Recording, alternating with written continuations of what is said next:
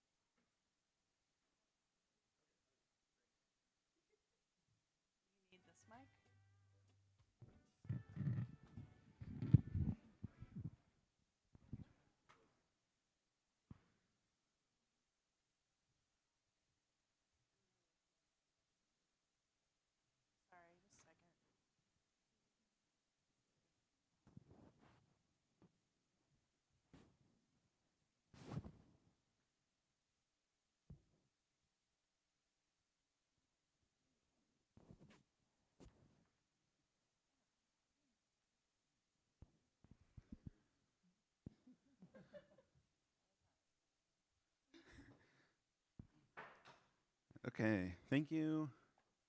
Welcome, everyone. Thank you for being here for this panel on editing under pressure. I want to start off by stating that we've invited 3 leaders from the community today with the goal of sharing primarily personal experiences, but not partisan politics. The purpose here will be to start a conversation about our role as Wikipedians in a society in which the whole ecosystem of information is under increasing attack. With that in mind, I want to start by asking each panelist, starting with Oscar, to introduce themselves and share a personal story about why they're on the stage today. Okay, thank you, Dominic. My name is Oscar Costero. I'm originally from Venezuela. I used to be the founder and chair member of the Wikimedia Venezuela chapter for around 10 years. And my life experience is to live in Venezuela in a descent into authoritarianism. I think I pronounced that right. Got it. From flawless democracy until what is right now Venezuela. So yeah, I did that transition with a lot of, I don't know, sad memories, but also fun memories.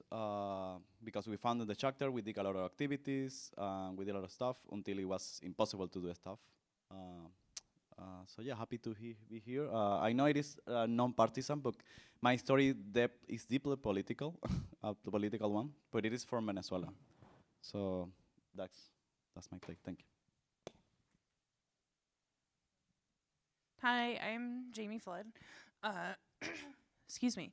Most of you know that I worked for the United States Department of Agriculture, National Agricultural Library for almost 6 years. Sorry. When I started at NAL, we were still feeling out how our work on Wikipedia would work. And after the first year, we saw it as a tool of knowledge equity and knowledge sharing. And our work quickly focused on sharing programming from the department, sharing how to access programs and funding, and really reaching out to underserved communities in different ways, and a variety of underserved communities. In January, after the administration change, priorities at the department quickly began changing, and our program planning and programs we had planned were put on hold. It's unclear where this directive came from, but I was asked to remove my pronouns and my affiliation with Wikipedia from my email signature and from my personal online presence, including LinkedIn, on Facebook, etc. I was then asked inappropriately to take an inventory of our website and mark things for deletion or remove certain words, change things like gender to sex, and remove any mention of the previous administration or programs that were valued by the previous administration. I had to mark things that I had worked very hard on that were part of the Secretary of Agriculture's reporting. I had to mark them for deletion. Any project that I had ever worked on with anyone was marked as requiring further review and removed. And then in February 13th, 2025, I received notification that during a meeting with Doge, my position was terminated effective immediately.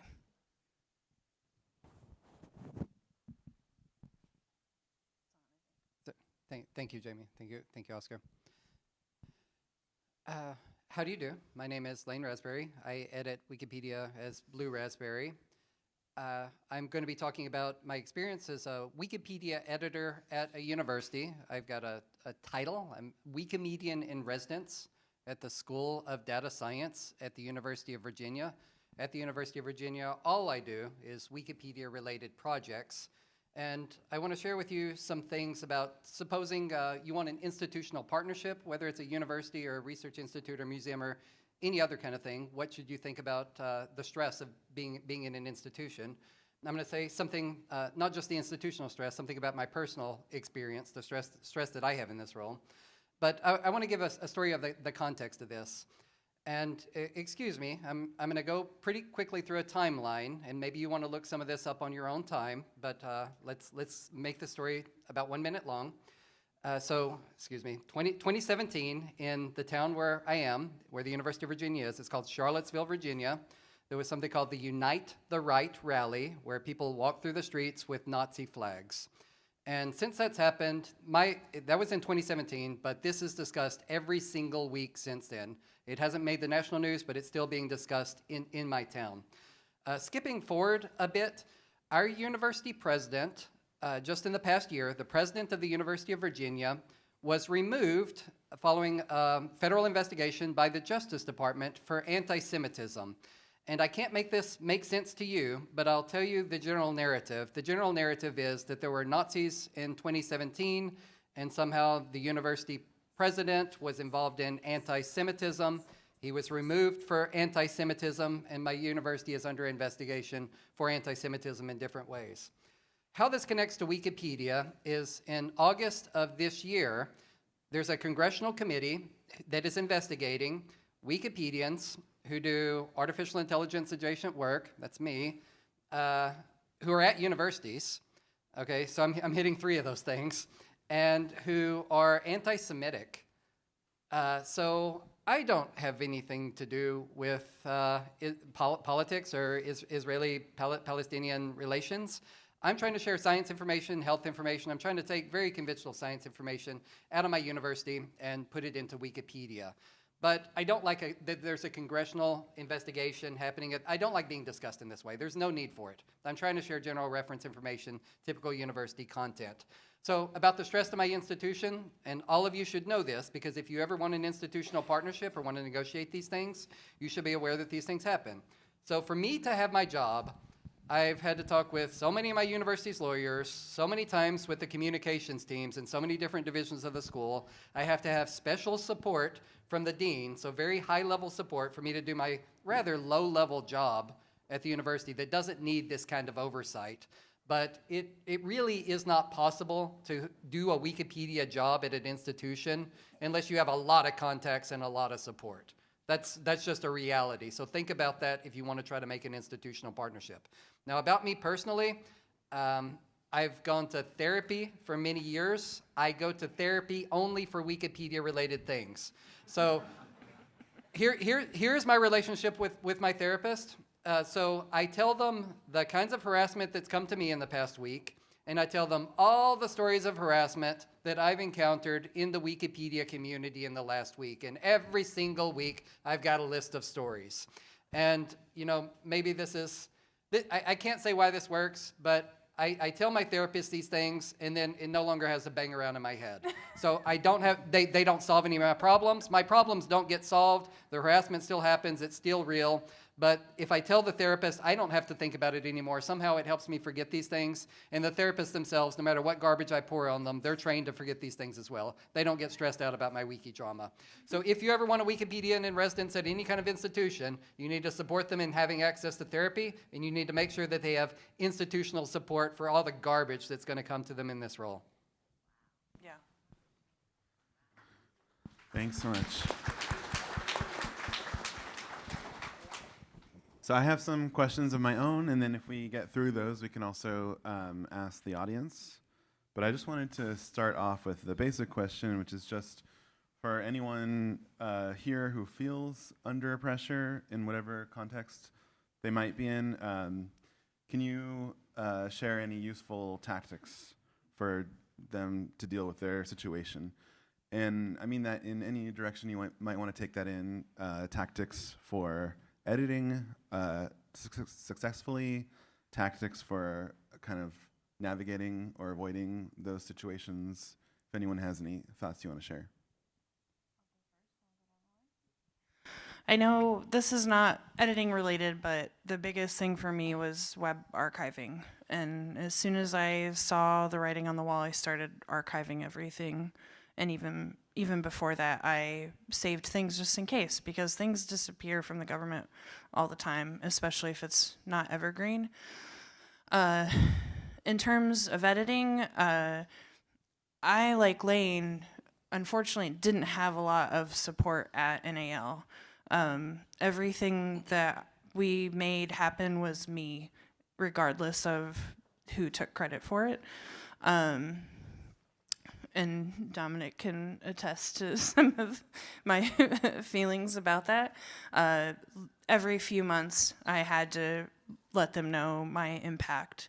And so I did a lot of things like tracking page views on Commons. Thank you for creating that so I could share that every month. I kept a dashboard where I would track everything that came out of our events, and I would even include my own edits in there. And then when it came to Wikipedia stuff, I don't know if this joke is gonna hit right, but I always would say I'm like the baby in Baby's Day Out. I would just like keep toddling along doing my own thing, and if someone told me no, I'd just be like, okay, and then keep doing it. That's my favorite way to edit, especially in a place that should be nonpartisan and often is partisan, is I would just keep doing what I was doing. And like Mel and I talked about yesterday, maybe I would just use different language, or maybe I'd just be like, oh yeah, I definitely stopped doing that and didn't.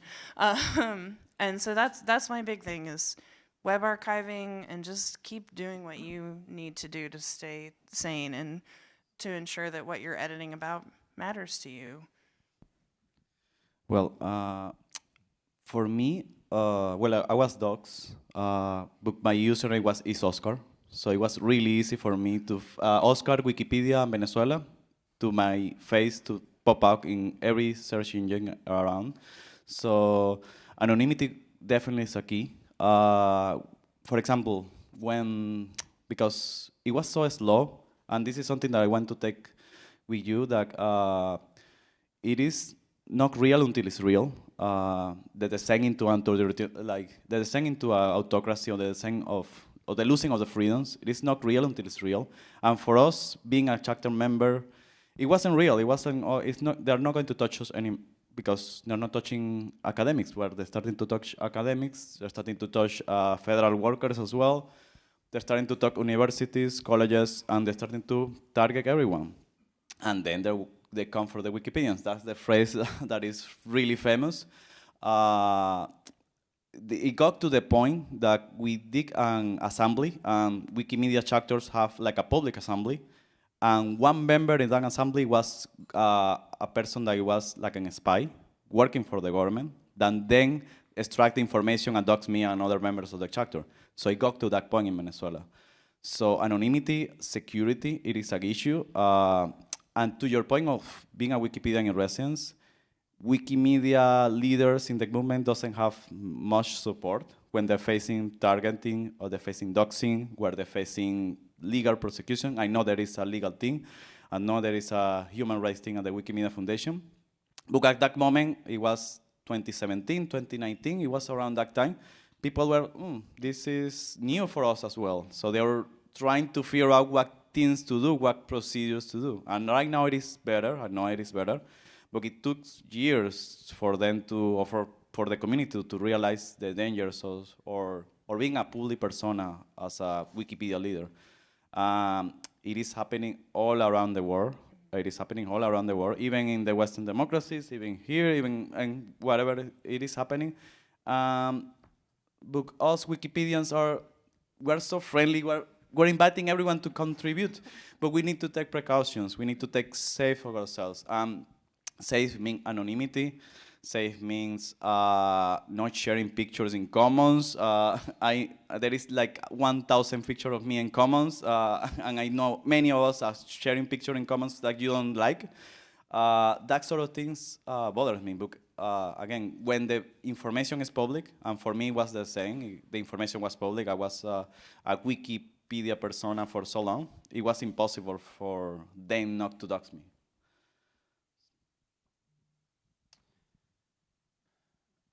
As for me, I feel there's governmental changes happening. I really don't want to be involved in politics. It's not such a big deal for me to comply with changes from one administration to another.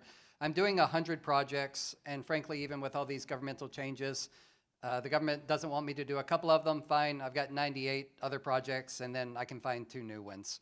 So I really think it's a misunderstanding to come after Wikipedians. That said, anything that has to do with media, it's under such high scrutiny, there's such high sensitivity. I really don't want to be involved in problems. I'm compliant with all these kinds of changes, and I just want to stay out of trouble. To keep myself sane and to keep myself safe, I meet with a lot of other Wikipedia groups. So I have 1-hour meetings once a month with 15 or 20 Wikipedia community groups. I give my updates to them. I hear what other people are doing.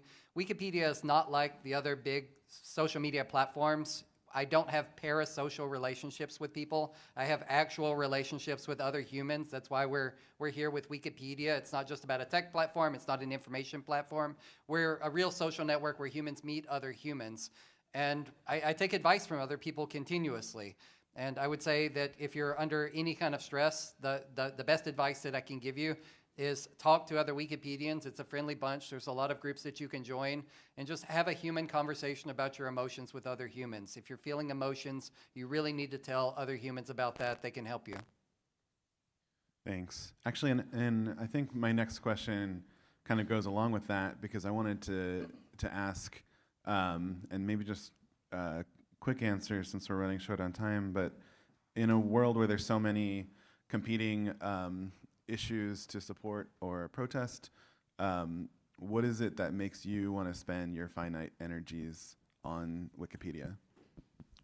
Knowledge will always matter, and Wikipedia will always exist outside of any debate, any partisan thing happening. It exists outside of the government, and that, I think, is, yeah. Yes, the saying, knowledge and accurate truth in Wikipedia, neutral point of view. This is really important when there is a side or 2 sides or different sides that want to pull the truth on the other sides, or then doing something to change the narrative. Wikipedia is going to prevail, or the philosophy behind Wikipedia is going to prevail of, okay, let's find the real truth, let's find what this is happening. That's a problem for people that want to hide the truth, or they want to have their own agenda, or they have to have their political goals. And we are really going back to, I know it's not a political one, but going back to when they're starting to close media in Venezuela, they close a TV station, they close newspapers. That's the moment they went from Wikipedia, because they weren't anything left. Everyone was censored or auto-censorship in any kind of form. That's when they come from Wikipedia, because it was the only source online that, okay, this is showing accurate truth about what we're doing, that we're doing bad things, and it is in Wikipedia. Thus, let's target that person, so or that community. So my message here is we need to prepare better, essentially. I keep editing Wikipedia because Wikipedia is the most requested, published, accessed, and consulted source of information on most topics in most languages. Besides that, Wikipedia is the only very large internet platform which is self-governed by its own user community. Can you imagine how the world would be different if Twitter or YouTube or Instagram could govern the platform, set the ethics, and decide what's right and wrong in these kind of information sharing platforms? You should protect Wikipedia because it's under existential threat. And if we lose Wikipedia, we're not going to get another chance like this. We've been waiting for this for centuries to have actual power to the actual people. And if Wikipedia goes away, there is no government that's going to reestablish it. Not even universities are going to reestablish it. And you better believe that every corporation on earth is going to try to prevent anything else like this from ever getting established again. We've got it really good. We've never had it this good before, and we really need to protect this.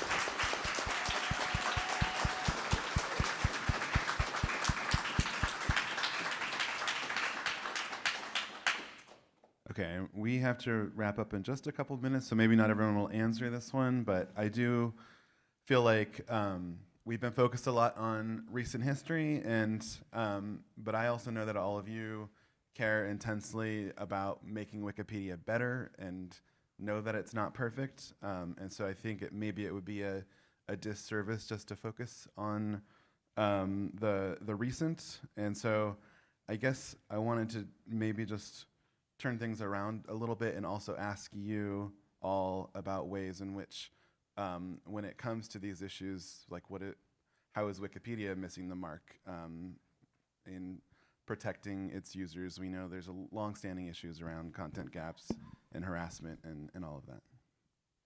I can start with that. I think we need a human rights user group or a human rights hub or a kind of organization led by users that we don't have. We have a legal thing, a human rights thing in the foundation, but we don't have our support with human rights. There are a lot of human rights organizations out there, Amnesty International, Human Rights Watch. There is a lot of organizations out there. I think we need to come together, users that they want to come together with these issues, form a user group, form a hub, form whatever association we have, to deal with these issues and try to make suggestions, make tactics, make things a little bit more easier for volunteers in the ground. I totally agree. I also think more education around online safety, especially for folks like me who do training. Until February, I never cared or talked too much about people being anonymous when I was training people. I always said, like, you can be as anonymous as you want to be. And now I actually encourage people to be anonymous, even though I made the choice to use my name as my username. And it's fine, thankfully. I haven't had any issues.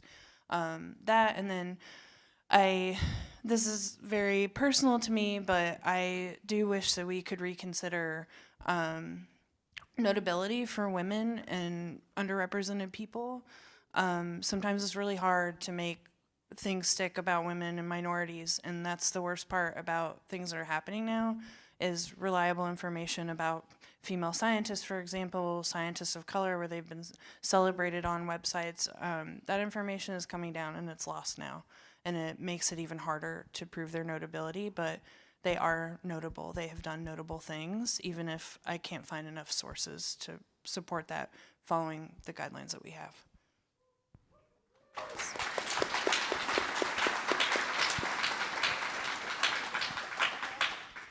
There's no shortage of good ideas here. Yes, yes to that and yes to that. Yes to the person, whatever they're saying next to you. I don't need to say anymore. Okay, great. We're at time. Thank you so much.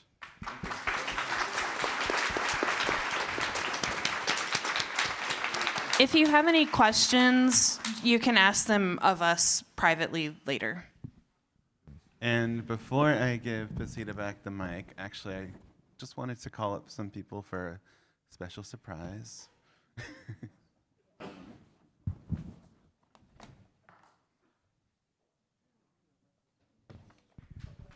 Is Rosie in the audience?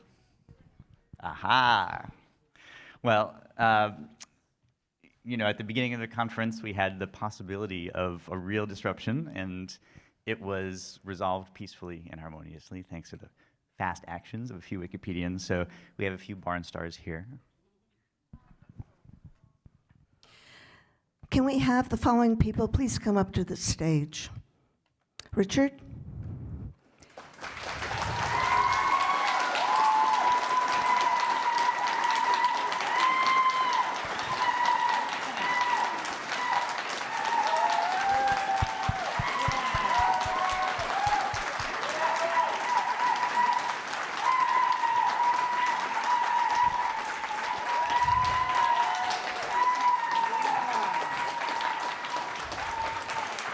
Andrew.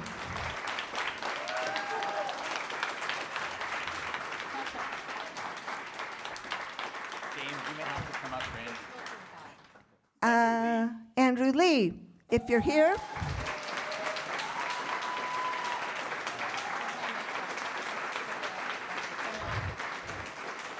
Pasita. And Mariana.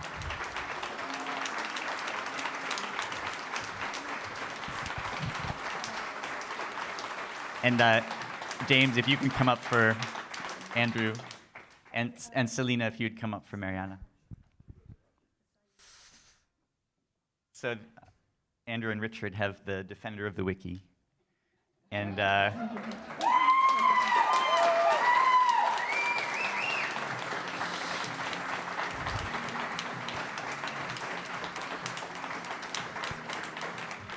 Pasita and Mariana have the Barn Star of Peace. So, thank you guys so much.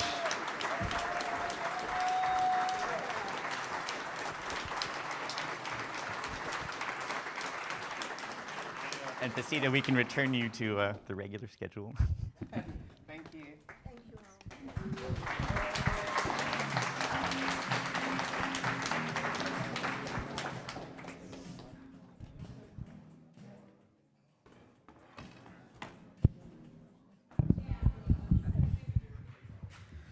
All right, thank you. Thank you so much for that. Thank you everyone here for the support. Also want to thank Dominic, Oscar, Jamie, and Lane for that incredible keynote. Can we give them another round of applause?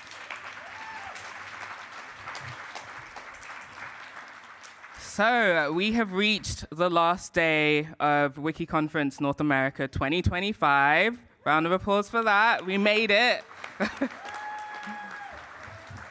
I wanted to extend a huge thank you to each and every single one of you for taking the time to come and join us and for sticking with us through the whole time, right? All 3 days. For the folks who were here from the beginning, we know what a challenging time that was. And I'm just so proud of this community for really reacting to the moment in the way that it needed to be reacted to. So thank you for that.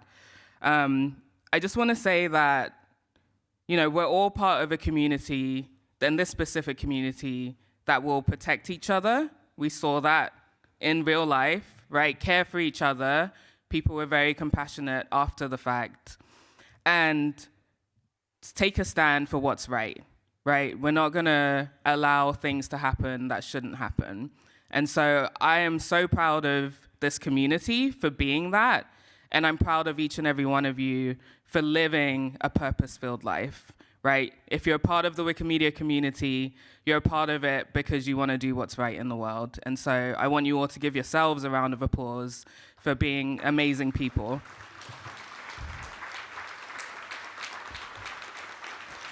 And I want to thank, again, all of our organizational partners, the core organizing team who put so much work into this conference, committee members. We had over 80 volunteers for the conference, all of the volunteers that showed up for their shifts. And a special thank you to everyone from Civic Hall, from the AV and tech team behind me. Let's give them a round of applause. All of the staff at Civic Hall, the security, thank you for everything that you've done for us this weekend. So I have some logistical stuff. Lightning Talks will be hosted in this room at lunchtime. So if you do want to speak or share any project that you're working on, you'll have between 3 and 5 minutes to share that, depending on how many people signed up. So if you want to sign up, we've got a large sign-up sheet just behind you in the hallway before you come into this room. Put your name down, the topic of the session you want to present about, and we'll go in the order of who put their names down. And next, I would like to bring up Andrew from Wikimedia Canada for a special announcement.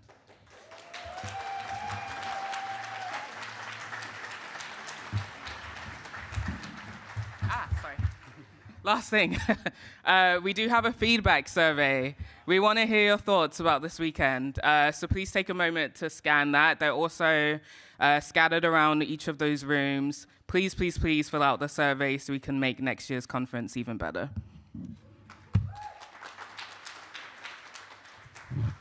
Thank you, Pasita. Before we roll the video, I would like to invite those in attendance that are Canadian and would like to join me onto the stage to make this announcements. Come on up if you...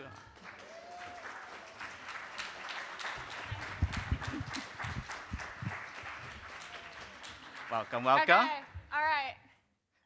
Yep, could you play the video? Are we really the only Canadians here today? No, well, they may not be comfortable, but oh, there's a few more. Yeah, Okay. come on up, come on up. Come on up.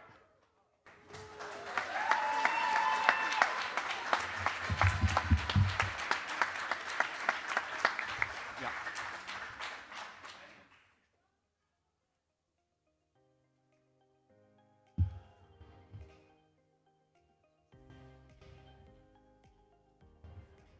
Oh, so fancy.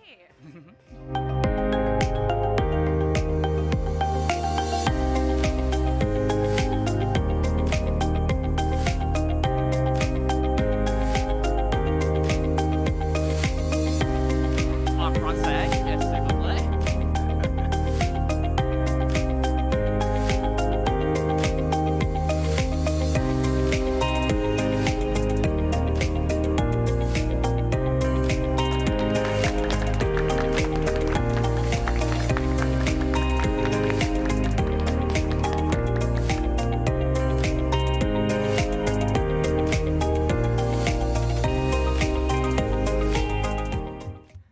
Yep. So as you can see in the video, Wikimedia Canada couldn't be at the conference this year, but we're happy to announce that the WikiConference North America 2026 will take place in Edmonton, Alberta, Canada, and the event will be.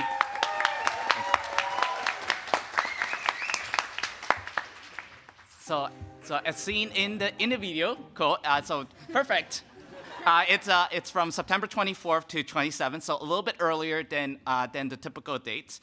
So keep an eye out on the conference wiki page, as these scholarship applications will be extra early this time, with starting in January and closing in mid-February to allow for more attendees to apply for visa.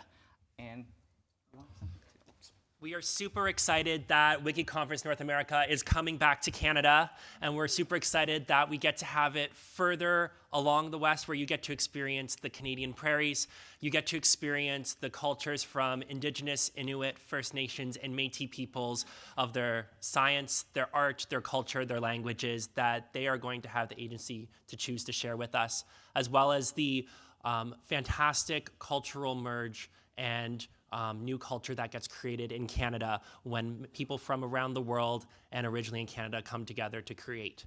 So I hope that you will join us in Canada, in Edmonton, and to see our beautiful country, our beautiful culture, and to learn how we can bring the Wikimedia community even further into the future. Thank you.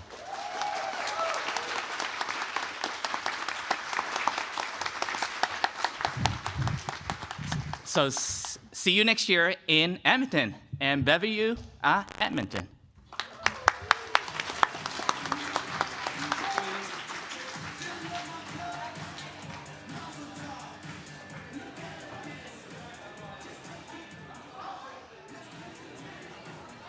All right, folks. Thank you to the folks from Canada for sharing that exciting news. We hope you all enjoy the rest of today. Please note we're ending a little bit earlier today, so we'll be ending at 2 p.m. And the information desk that was on the 3rd floor has been moved to the registration desk on the 1st floor. So if you haven't received a gift bag or a t-shirt yet, those are on the 1st floor until 1 p.m.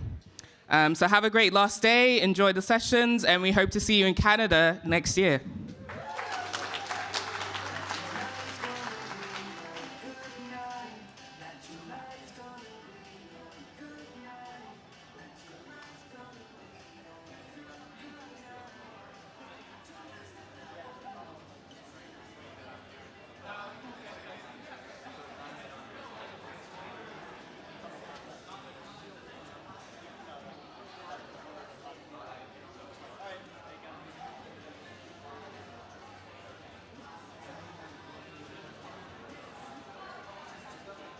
Hello. Hi. I'm the next person. I just connect here. Yeah. Perfect.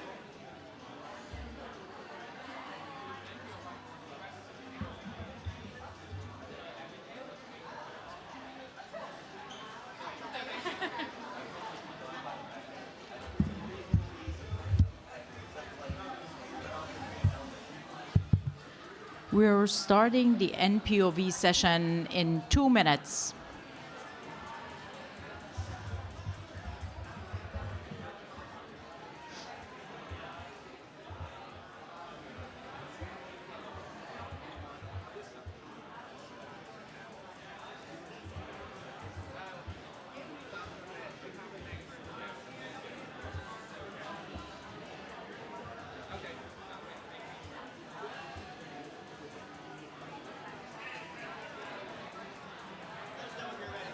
I'm ready. Yeah. Okay, thank you so much. I think I really need help. I appreciate it. I think at some point we're going to go to breakouts, but I will explain this presentation. I want to make sure everyone understands.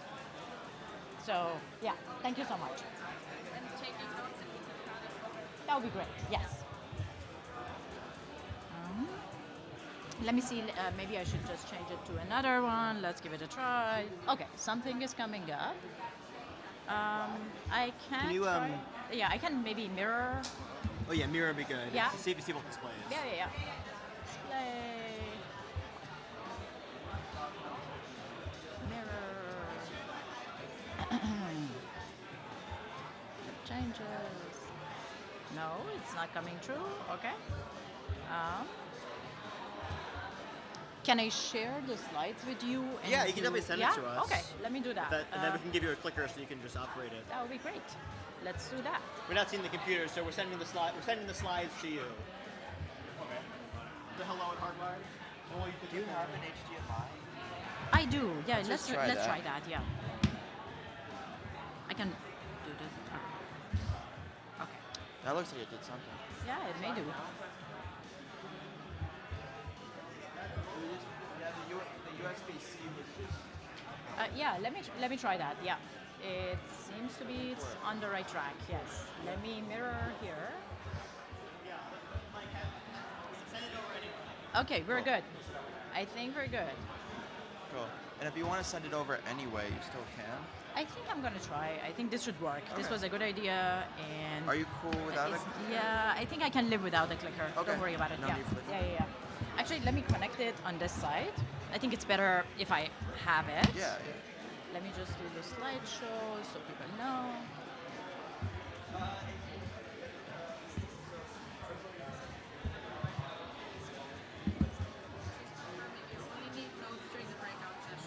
Yeah, thank you.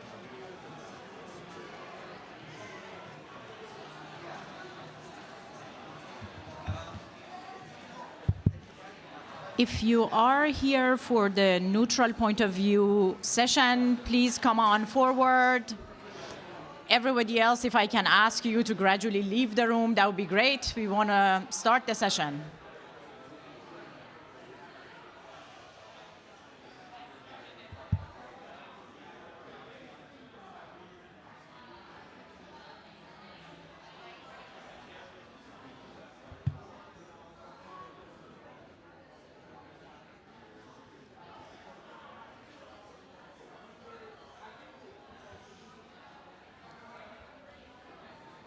If you are here for the NPOV working session, workshop, if I can ask you to come forward, and if I can ask everyone else, if possible, to leave this larger room, that would be great.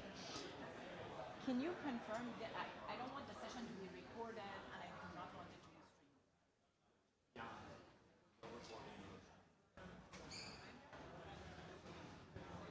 streamed? We are not recording this session.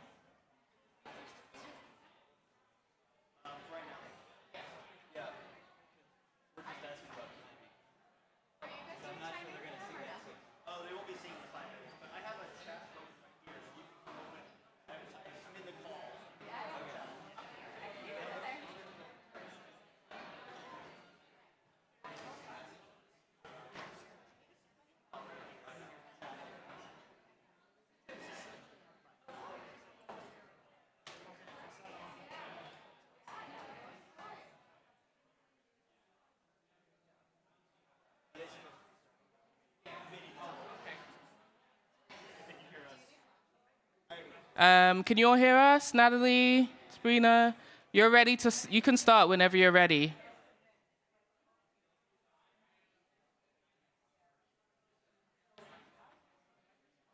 Might want to put the volume.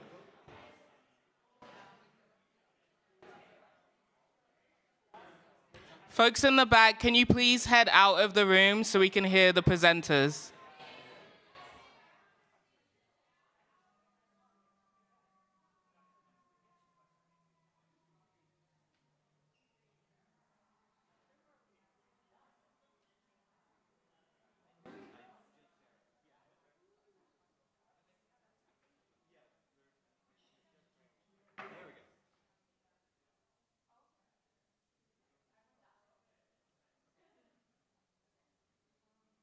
You want to say a few more words so we can see if the sound is good in here? I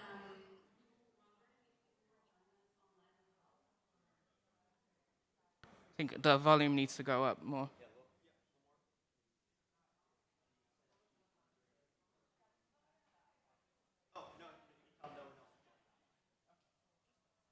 No, no one else is joining online.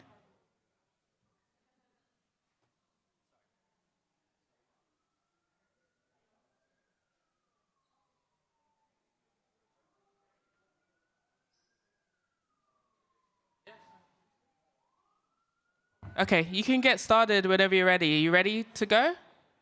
We have folks in the room ready.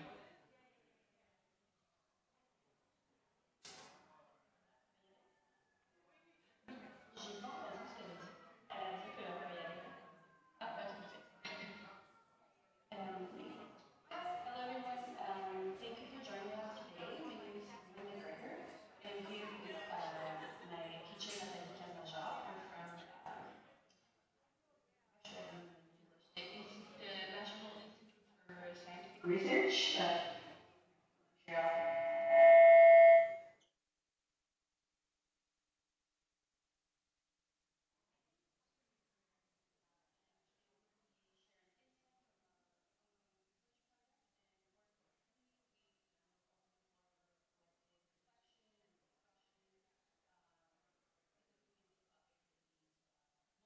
Perspective. So here's a quick overview of what we'll cover today. First, I'll briefly introduce our research project, which looks at how Wikipedia editorial protocols shape what kind of knowledge gets included or excluded. Then, then we'll share a few preliminary findings focusing on issues like notability, editorial bias, and where editorial disputes tend to emerge.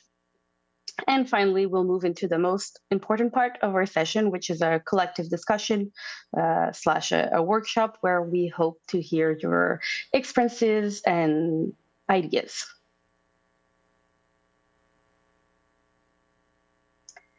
So our project is called Editorial Protocols and Cultural Pluralization of Knowledge on Wikipedia.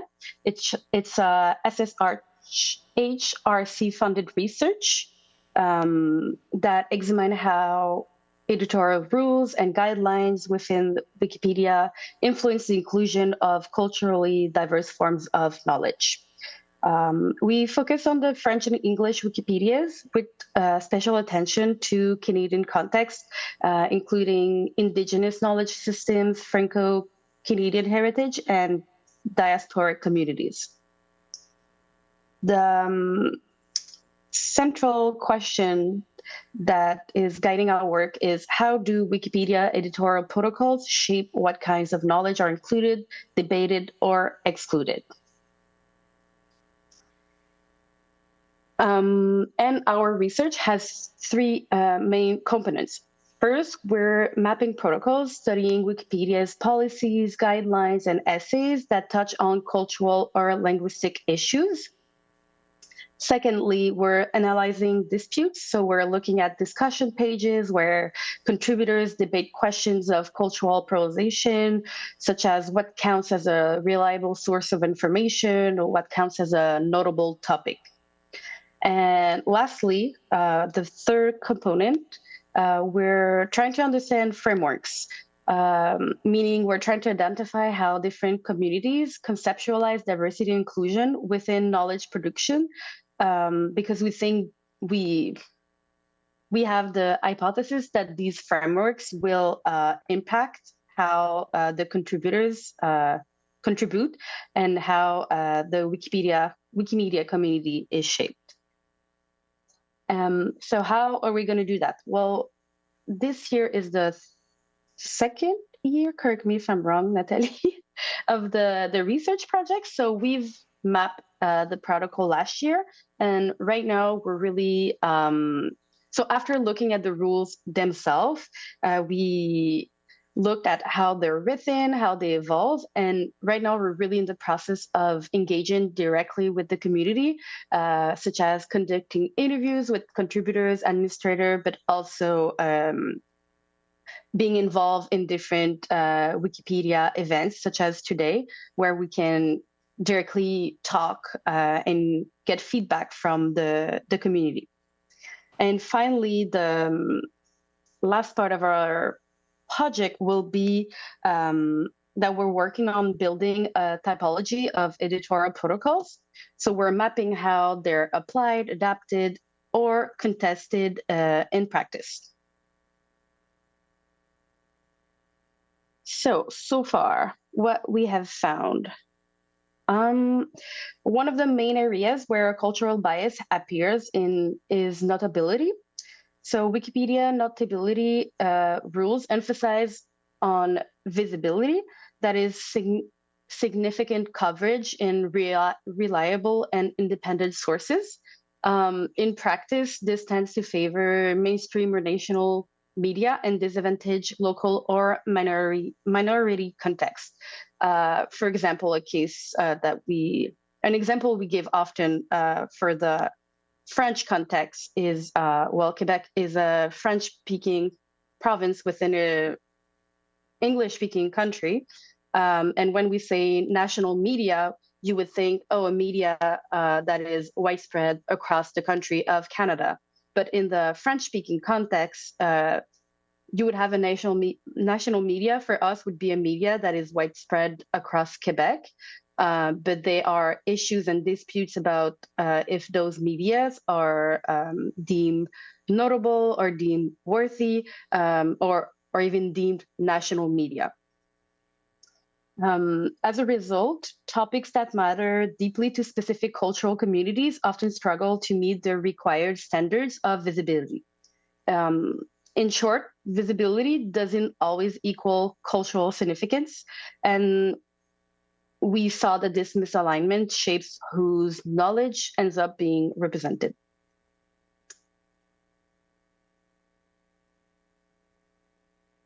When we compare French and English Wikipedia, we see very different editorial cultures. So on the French Wikipedia, many rules are non-binding recommendation, and the French national context often serves as the implicit reference point, like I mentioned earlier. In contrast, the English Wikipedia has more formalized and modular rules with territory-specific adaptation. For example, there's guidelines tailored to Canada or India within the English Wikipedia. So while English Wikipedia is more flexible, French Wikipedia tends to reproduce the norm of a single national public sphere. And these differences shape how cultural diversity is handled across language communities within the project.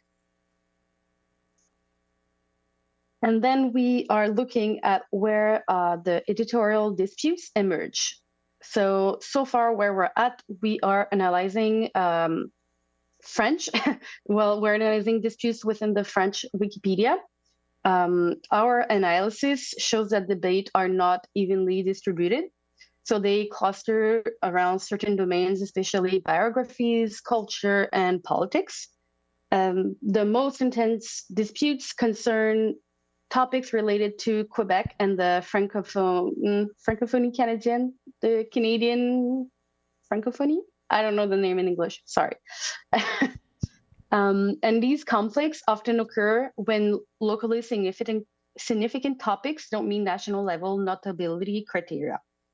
In these cases, editorial discussions become sites or spaces where cultural perspectives are negotiated or sometimes silenced.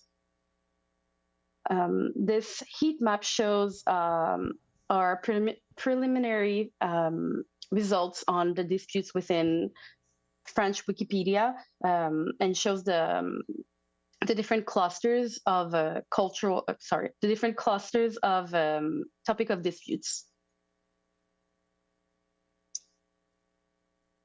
So that's pretty much it as of presentation of the project. I don't know if anyone has any questions so far, because we will then move to the discussion part of the presentation.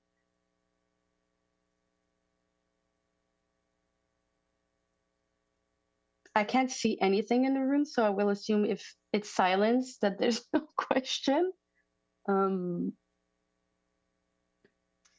Okay, so with that in mind, we'd now like to shift toward collective reflection.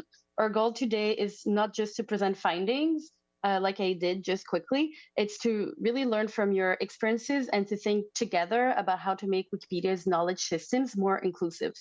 We'll also be using the Etherpad linked in the conference program of our presentation if you want to share example, comment, or just write down some ideas during the discussion. So I would like to open up the floor and talk about what you've observed in your own editing communities and in your own experience as Wikimedians. We have some question ideas, but really this is very like an open mic type of discussion. We really want to hear your ideas, your feedback, and your experiences. For example, if you face barriers when adding culturally specific or culturally local content within Wikipedia, or if there are any territory or culturally specific policies in your Wikipedia language version, especially if you're here today, but you contribute on the English Wikipedia as well as any other language Wikipedias. And we'd like to hear about if you've observed differences in how the French, English, Spanish, or other Wikipedia handle cultural polarization. If you have any ideas about policies, a guideline that could affect all that, we are here to hear you and talk with you.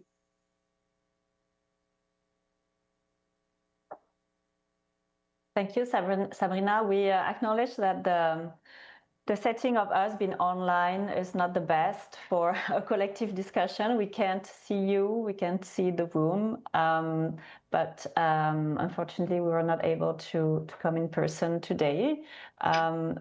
If someone would like to help in the room with sharing the mic or starting the discussion, that would be really amazing. And so because we don't know who's in front of us, we also don't know in which language editions you usually contribute.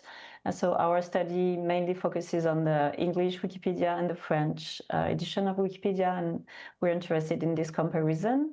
But we're also curious about whether people in the room edit the Spanish version of Wikipedia, because what we found in some of the tensions that are expressed in the disputes, the conflicts, the editorial conflicts we analyze, is a tension between European editors and North American editors, in our case, Canadian editors. And in some, around some topics, especially around how to name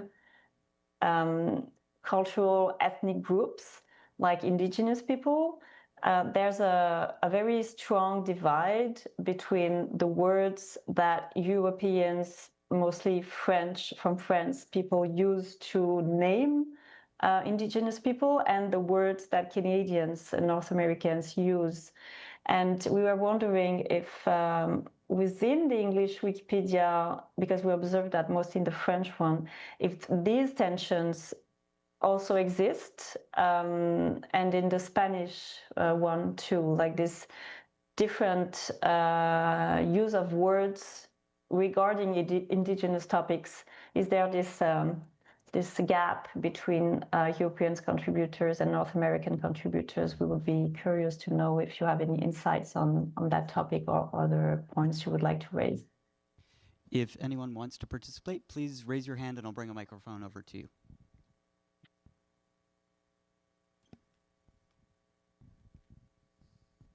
I was going to mention earlier today there was an NPOV panel that did a comparative analysis on different language Wikipedias.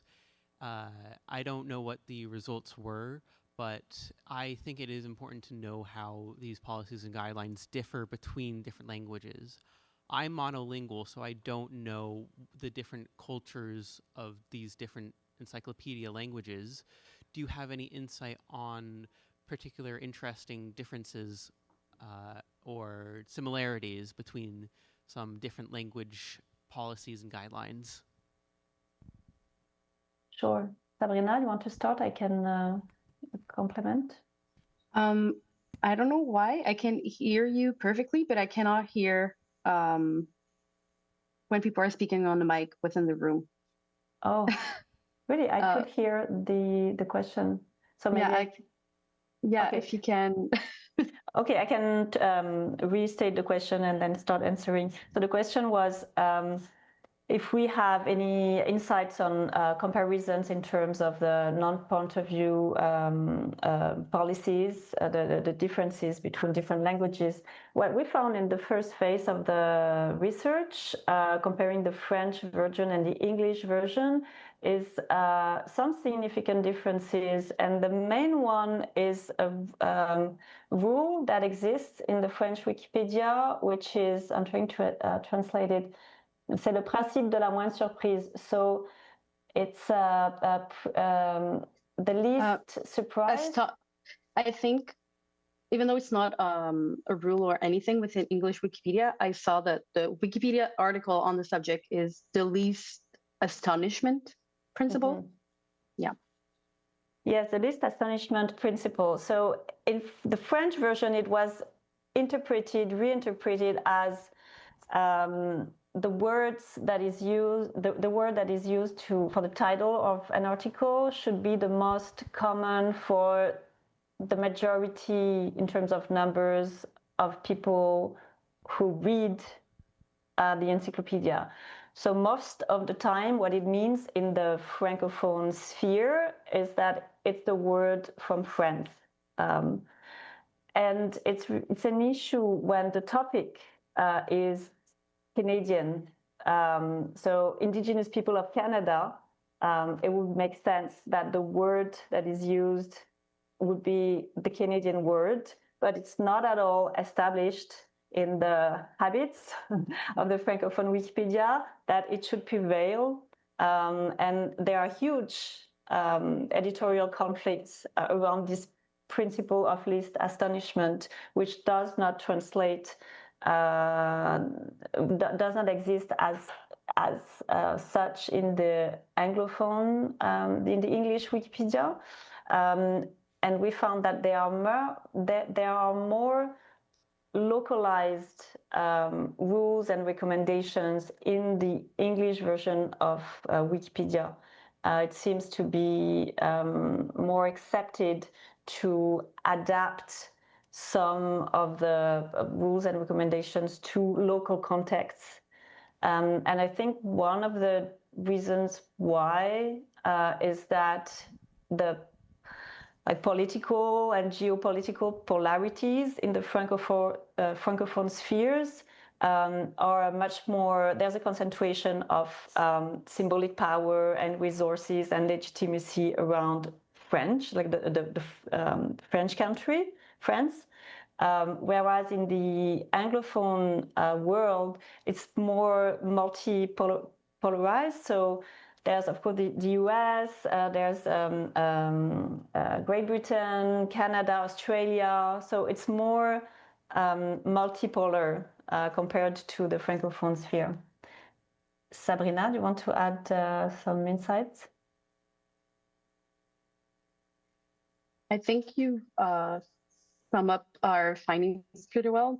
Maybe I can also add that on top of like different political views and everything, just at the basis of how Wikipedia evolved within the French community, if you look at the different pillars of the foundation of Wikipedia, even though, yes, they are translated within all languages, if we look at the differences between the English, like the main version and how it was interpreted within French, we can already see some differences that will eventually, I think, impact everything that Nathalie has mentioned. For example, in the French version of the pillars, we specifically talk about universality, if that's a term in English, yeah, which is not a word that is found within the pillars in the English version. So we can see that when the community translated and worked into adapting the pillars for the French Wikipedia, there are some ideology that found its way through the translation. And as we know, all the rules, recommendation, and everything are based within the pillars. Yeah, so that's just a little insight I wanted to add. A couple of other more detailed examples are in the guidelines. In the English version, there's a guideline about naming conventions and country-specific topics, and that doesn't exist in the French edition of Wikipedia. The same for a guideline which is a manual of style for Canada-related articles. That doesn't exist in the French Francophone version. So these are examples of how guidelines seem to be more localized, more the ability to localize, adapt guidelines to specific cultural and geographical contexts seem more established in the English version of Wikipedia.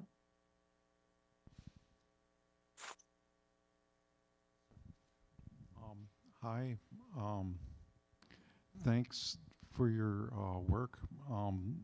I come to it mainly from Women in Red in English, or Les Sans Pages in French. And I'd say, you know, the bias is kind of there, and the rationale for the bias might vary depending on language. Thoughts about how we organize to you know, fill the gap there in systematic bias and broaden it out, just not just only from gender bias, but cultural bias as well. Thanks. Sabrina, tu veux? Once again, I don't know. Oh, okay. You yeah, I didn't can't hear the question. Yeah, that's strange. It's like Yeah, sorry. I don't know why. Okay, I'm going to try and repeat the question. I hope I don't miss anything. So the question was about, so it was bringing the context of women in red and the what's at stake in terms of systemic bias and the way these biases are expressed seem to vary depending on the linguistic context, linguistic editions. And I think the question was, what are the ways in which people organize to try and counter these biases? Sabrina, would you like to add? Do you like to add some information to that? Because we haven't, yeah. Yeah, I'm not sure I understood the question or that. Like I don't know much about the Women in Red project specifically. Well, yes, maybe one of the answers would be that the research, the project that we are conducting is focused on issues of cultural pluralization in the sense of conflicts between different points of views that are geographically or culturally based. But so the examples of conflicts we collected are not focused around gender issues, but there is one example, actually, it comes up frequently. It's the feminization of words. So in French, the titles like governor of Canada has to be, how do you say, accordé. Conjugate? How do you say, sorry? Conjugate? Conjugated, it's not, yeah, it's not verb, but you have to, like the word changes if it's a woman or if it's a man. And the Académie Française, the institution that normalizes the use of the language in France, is very conservative. And so governor for France cannot be feminized. It should be like the male word should be used even if the governor of Canada is a woman. And so there were big fights around the feminization of this word in Canada, because it's established in Canada that if it's a woman who's governor, the female word should be used. And in that context, it the arguments that are brought up are again about the localization of the rules. So which guidelines should apply? Can we adapt them to the local context if a word is used locally? But also, what are in terms of organization, what are the institution, the sources, the legitimacy you can support your arguments on, so that you bring forward your point of your arguments. So these issues are usually linked to a lack of strong cultural institutions in a minority context, and these are more structural factors. So there are ways to organize, but if locally the institutions are not as strong, it's hard to bring forward a position, like your argument in this context. But learning from other contexts, like sharing, when it worked, when contributors managed to change a guideline or have this localized version of the word recognized, like building up database, not a database, but an archive of instances, discussions, conflicts in which the cause was won, I think would be helpful to document, the situations in which there was an advance, and that could help in terms of sharing expertise and sharing ways in which it was successful. It's a beginning of an answer to your question. Hi, so I had a question regarding the second question and the in the spreadsheet. How does your community define notability and reliability? So up until now, I've considered reliability as a generally as being something that's generally agnostic. But that said, I'm wondering whether you have found that to be any significant differences in how reliability is defined, for example, between English Wikipedia and French Wikipedia.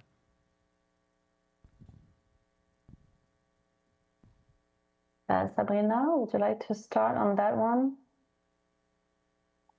Can you please rephrase the... Oh, yes, I'm sorry, you can't hear. So the question is about reliability, and are there ways in which there's a difference in which in the definition of reliability between versions of Wikipedia? I hope I translate well the question. Yes, that was correct. Okay, thank you. Thank you. So we're talking about the fiabilité. Is that what you said? Reliability? Reliability. I'm trying to see what's the French... Verifiabilité? Oh, yeah. It doesn't necessarily have, just to clarify, it doesn't necessarily have to be between English and French specifically, but even between different communities, either within Wikipedia or outside of Wikipedia. Like if you've noticed differences between in how those communities define reliability. Right. Well, I think for sure, just generally speaking, even outside of the different Wikipedias, how knowledge is shaped and how knowledge is legitimized really change according to different communities. One of example that comes to mind is oral sources that will often be a really great source of information, for example, within indigenous communities, but those type of sources will not be deemed as I keep forgetting the word, as not legitimate, but acceptable or verifiable. Reliable. Thank you. Sorry. Even though for those communities, they are deemed really reliable. And then we see those communities organizing themselves, for example, for Wikipedia and building their own version of Wikipedia in their own language. And all those articles can be based on sources that we will not deem reliable on English or French Wikipedia, for example. So I think there's part of it is maybe the content or the institution from which emerged those sources, but also the type of sources themselves. I think we can all attest that sources that are deemed reliable within most Wikipedia, if we look at the criteria, it's often different sources that are also deemed reliable by different institutions, like academia, for example. But yeah, I feel like those criteria are rooted in the same criteria of those big institutions and not directly from the communities themselves. I don't know if my answer made sense. Sorry, it does. So you're saying that reliability in that context is something that's imposed from up top as opposed to something that is community driven, coming from the bottom up. Yes, that's exactly what I meant, and you put it in way better words. On the topic of sources, I know some people have already written some ideas or questions in the Etherpad, and someone wrote that yes, notability can be hard to establish for marginal communities because sources are rotten. So I'd be curious to hear more from anyone about maybe experiences they've had with using some sources or seeing that some type of sources are not accepted or silenced within Wikipedia.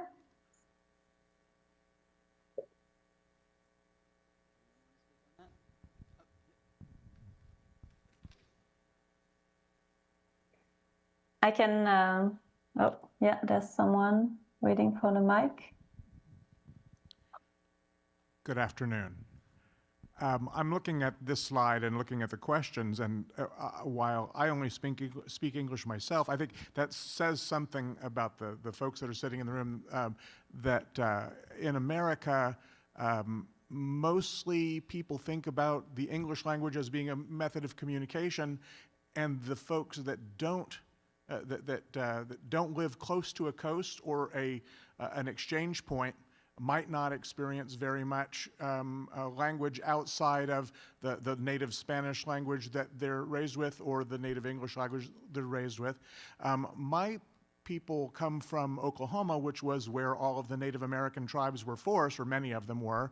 And I have an aunt who is actually a tribal elder, and we've talked about that her particular Wikipedia of the language. It's a big name Indian society as well. It's not, it's not down the beaten path, so to speak. But the differences, it's a shut down or stalled pedia right now because we just don't have a critical mass of native language speakers. I think what I was about to say, and I think the most important thing is urgency, because we have a brief period of time before these native speakers' cultures, verbal cultures, storytelling, record keeping, the kinds of things that help shape those people as distinct from other cultural developments. That we have, I want to pair that urgency with what I've seen in the last 20 years of an amazing increase in sources that are available for us to peruse. Newspapers.com, the newspaper archive, those sources are very important in the English language because they help us to determine reliability in the time, that is to say, how well covered was the subject in its date or in its moment. So I have big concern about urgency when it comes to native indigenous cultures. I'm sure that's true all around the world because as we, the prejudice I believe in, and I say that word advisedly, in English Wikipedia is we tend to be very text-based, and as someone said at an early Wikimania, text is the modern Latin or Greek. People don't communicate as much in writing as they used to do, and our platforms are almost exclusively text. So one of the things that has been, because my granddaughter only watches TikTok videos, I mean, I'm sure there are other activities in Minecraft and other things she's involved in, but I noticed that she receives information verbally in a sort of a storytelling mode, and she chooses what information she wants to learn. Now, I don't know that that's a good strategy, but it is what's going on right now. So you have these cultural messages that are sent by media of various kinds, and those messages have refined towards a more, I'll just use the words capitalistic approach. I don't know what it's like in Canada, but I can only imagine from talking to my friends that are in Canada is that they're rather dismayed about the way our language, the English language is changing due to, I'll just use the phrase, political developments here in the United States. Because there was a time not so long ago, and when I say not so long ago, I mean less than a year ago, in which we were talking about inclusion and trying to identify and assist Native American cultures, what I'll refer to as Native American cultures, excuse my bad phrasing if it was such. But there comes a need for us to start absorbing, allowing folks to bring information that's verbal or I'm not exactly sure how to to classify it, but non-written language, that is to say, things, recordings, things that are diagrams or shapings of information as opposed to that information itself. I'm sorry if I've gone a little long, but I think that's my primary concern as an administrator on English Wikipedia, is that I think that we're missing an opportunity if we don't focus resources on trying to promote smaller wikis where the verbal language is starting to die off. Do you have anything to say on that? Is that relevant to your investigation? Sure. Yes, thank you so much. Did you hear, Sabrina? Yes, okay, perfect. Yes, thank you for these insights. They're very relevant. And I can mention a project that I was involved with with the Atikamekw Nation, which is the First Nations in Canada. And when we were talking to the people there, they were, well, first off, their context is that their language is one of the most active in Canada, but there are only a few thousand speakers. So there is a sense of urgency, of course. At the same time, they were not like the on the verge extinct language, but they were very insistent on the fact that they didn't see the Wikipedia in Atikamekw language as an archive, like as something to preserve a language that was dying, but they would see it as a vector of interest for the younger generation to go back on land. So it was not an endpoint. The project was not to like crystallize, catch, and keep the language on the Wikipedia. It was more how to raise interest in the younger generation for the language, for the older words, because the words, even in their language, the words they use today are not the words that the elders used, because the elders would go on land in the forest to practice, and language and knowledge is a practice, right? So the words you use and the knowledge you activate are very often linked to practices and social practices. So Wikipedia, the project, was a vector of activate these practices and going on land and going on a photo hunt to take pictures and then put them on commons, but more importantly, to go in the forest and see the things that are important for the culture. So, and I was very touched and interested in this idea of Wikipedia not as an endpoint, as an archive, but an activator, as a tool for practicing the knowledge and practicing the language. And there's another aspect of the project that we are starting to think about, and I would love to hear your insights on this because it's a bit experimental.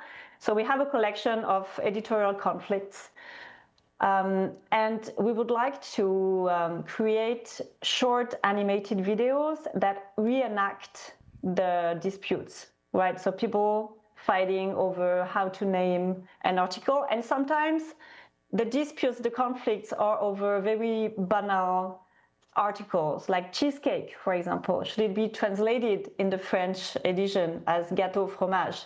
But not all cakes with cheese are the same in different countries. So there was a huge fight over that.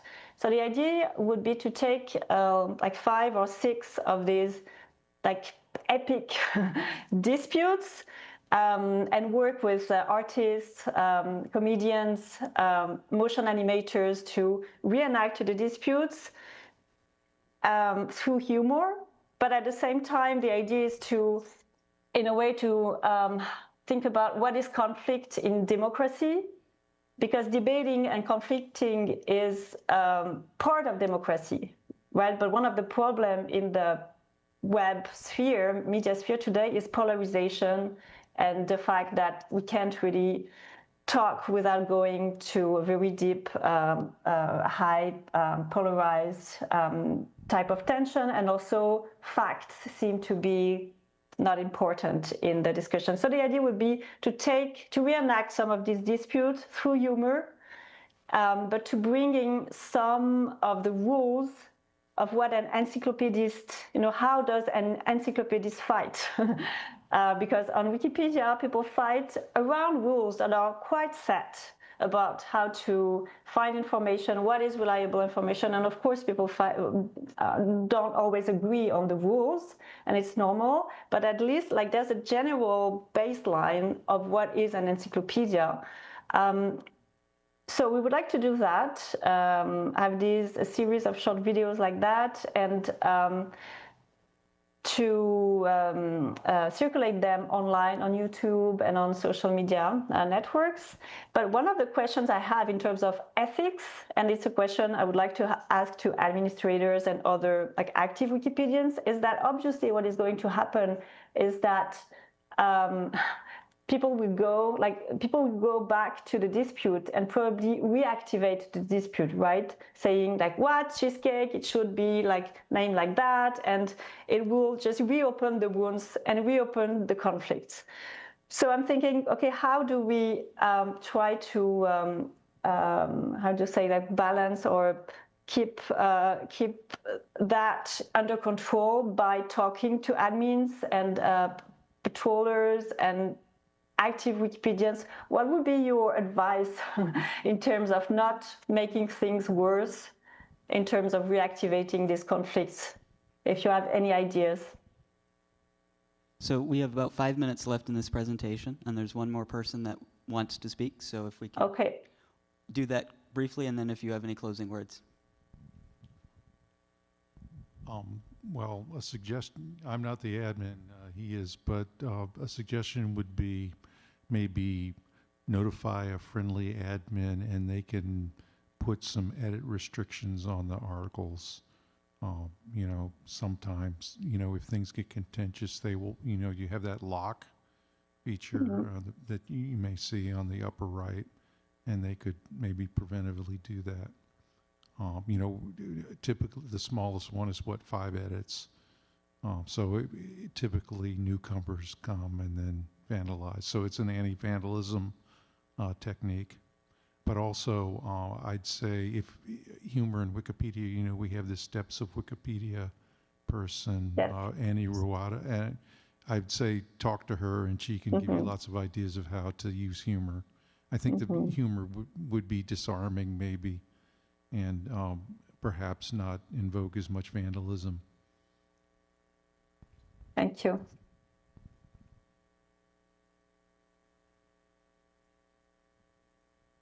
There was someone else in the room who wanted to talk.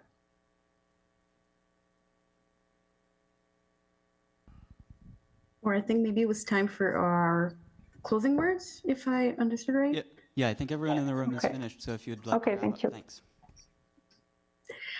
Well, thank you so much for being here with us today. I know the context of us being online, you being in person is not ideal, and that it's the last hour of the conference. So really, we're really grateful that you took some of your time to talk with us. And I would like to invite you to check out our research project page on MetaWiki.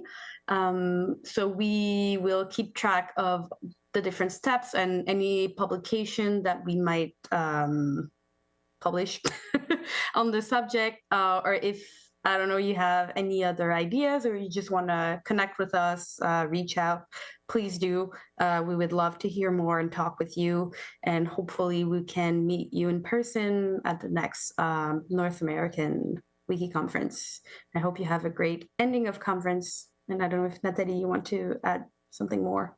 Yes, the Wikimedia, the Canadian chapter will be releasing soon a book in which there is a chapter that compares the rules and recommendations between the French and English Wikipedia. So this could give a more detailed answer to some of the questions that were asked today. And thank you again for being here with us. I would love to be in the room with you and get to meet you more personally. I hope we have a chance at another occasion. Thank you again. Have a great day. Mm.